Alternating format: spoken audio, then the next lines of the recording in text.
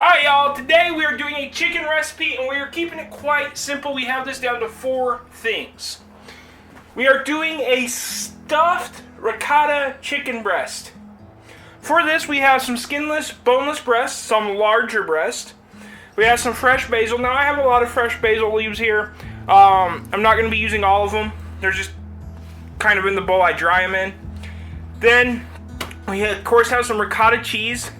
And then I'm going with a panko breadcrumb that's Italian style already. So if I just had regular breadcrumbs, I would have some Italian seasoning here too. But just to make this super simple, I just went and got the Italian style breadcrumbs. But before we get to cooking this, we are on the road to 500 subscribers. So if you want to learn a new recipe every week, go ahead and hit that subscribe button and let's get to cooking. Alright. So we have our chicken breast here. Now we're going to find the thickest side and we're going to make a pocket. And this is why I prefer a thicker breast. It's just easier to make pockets in.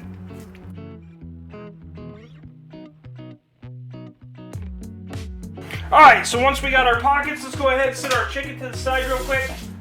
Let's go. So we have our food processor here, and we're going to take, maybe like 2 handfuls of basil, or if you can see about how much that is. If you like basil, or you're like a pesto kind of person, you can go ahead and use more basil. This is kind of up to you. Now I'm just going to throw a touch of olive oil in here, just a touch to kind of help the processor blend up. Now I'm just going to go ahead and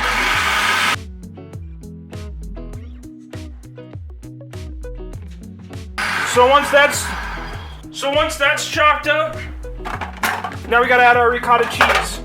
Now again, how much ricotta you need is going to really depend on how much chicken breast you did.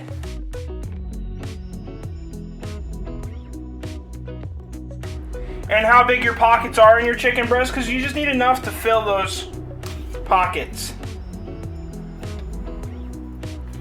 So I'm probably going to use about half.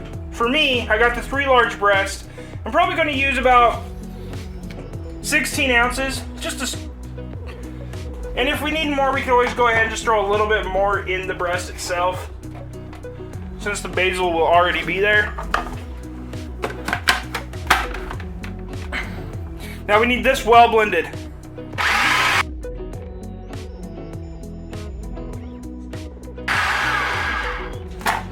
Once we got a good ricotta basil mixture, I'll go ahead and show you what I'm talking about right here, because it looks wonderful in the processor.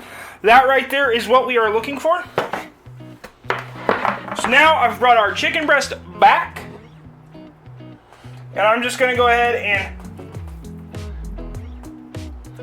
stuff our chicken breast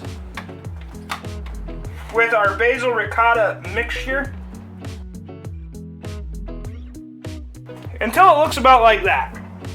So now I have my cast iron skillet or my baking dish, whatever you're going to bake yours in. I'm just going to transfer our chicken breast into this. Now I have a little bit of extra basil ricotta mixture, so if you want to try to overstuff, go for it. And now all we're going to do with our breadcrumbs is we're just going to sprinkle on a good coating on top of each breast with our breadcrumbs.